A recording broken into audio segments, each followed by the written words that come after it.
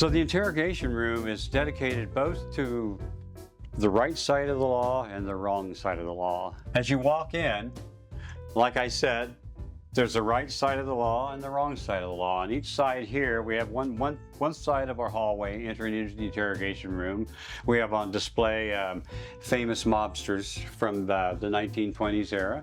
And then on the opposing wall, we have agents that worked for law enforcement during the Prohibition, where they were trying to enforce the law of non-alcoholic beverages in public spaces. It's almost like an educational experience as well. You notice on the wall here, we've incorporated shadow boxes, and each shadow box is representing a specific element of the 20s. We have this one dedicated to the criminal side. A lot of the famous mobsters, again, firearms that might have been used back in that time period. And then we have documentations as well, maybe some under the table deals that were going on with, could be politicians. You know, I don't know. I don't know. I mean, it's just hearsay. And then we wanted to celebrate Bonnie and Clyde. You know, they were Bonnie and Clyde. You know, they spent some time in this area as well. So we thought it would be nice to put sculptural elements that would celebrate their reign of terror.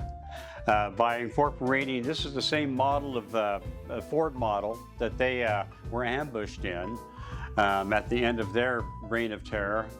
And we, a gentleman restored these things to the pretty close to the original color of the car itself.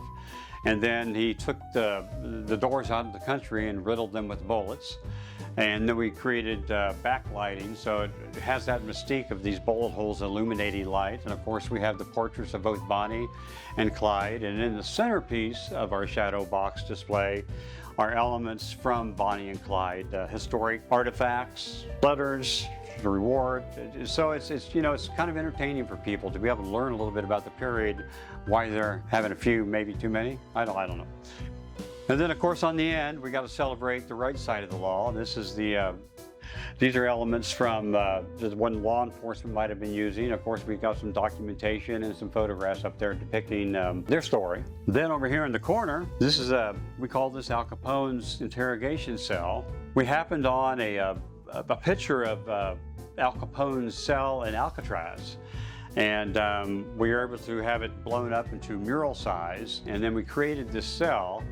And we painted the walls and ceiling to kind of blend into the mural to bring this into a real three-dimensional form. And we've been hanging on to this. Jason and I started talking about the speakeasy concept 2.5–3 years ago. And we found this. We thought we needed it. Whether, you know, even if we didn't do the speakeasy, Jason's going to find a home for old Al Capone here. Everything was based around this sculpture here, and we were very excited to have this completed so we could bring Al home.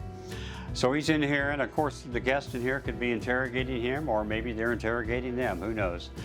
So at each side we'll have artifacts, interesting little item here. A lot of interesting little relics here that I think people will find entertaining as they're sitting in here enjoying their drinks.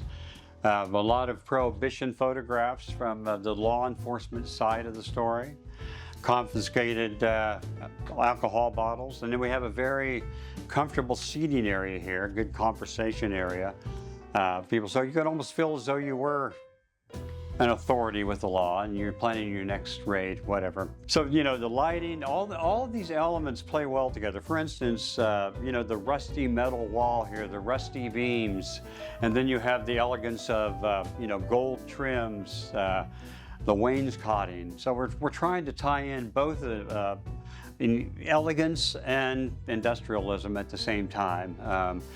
So I think we're trying to hit both sides of the coin, you know, whether the white collar, blue collar, like I said earlier, you know, we all need to find a balance to come together. And what better way to do that than an environment such as this with a good drink in your hand.